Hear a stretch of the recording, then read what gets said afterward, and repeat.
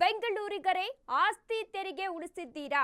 ಕಟ್ಟಡ ಮಾಲೀಕರಿಗೆ ಇದೀಗ ಬಿಬಿಎಂಪಿ ಶಾಕ್ ಅನ್ನು ಕೊಡ್ತಾ ಇದೆ. ಬೆಂಗಳೂರಿಗರಿಗೆ ಆಸ್ತಿ ತೆರಿಗೆ ಉಳಿಸಿದ್ದೀರಾ?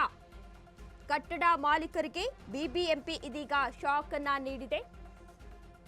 21 ಲಕ್ಷ ಆಸ್ತಿ ಪೈಕಿ 4 ಲಕ್ಷ ಕಟ್ಟಡ ಮಾಲೀಕರು ತೆರಿಗೆಯನ್ನ ಕಟ್ಟಿಲ್ಲ. ಓಟಿಎಸ್ ಮೂಲಕ ತೆರಿಗೆ ಪಾವತಿಗೆ ವಿನಾಯಿತಿಯನ್ನ ಕೊಟ್ಟಿದೆ ಪಾಲಿಕೆ.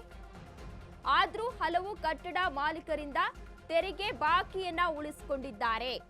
ಬೆಂಗಳೂರಿಗರಿಗೆ ಆಸ್ತಿ ತೆರಿಗೆ ಕಟ್ಟಿಲ್ವಾ? ಆಸ್ತಿ ತೆರಿಗೆ ಬಾಕಿ ಉಳಿಸಿಕೊಂಡ ಕಟ್ಟಡ ಮಾಲೀಕರಿಗೆ ಇದೀಗ ಬಿಬಿಎಂಪಿ ಶಾಕ್ ಅನ್ನ ಕೂಡ ನೀಡಿದೆ.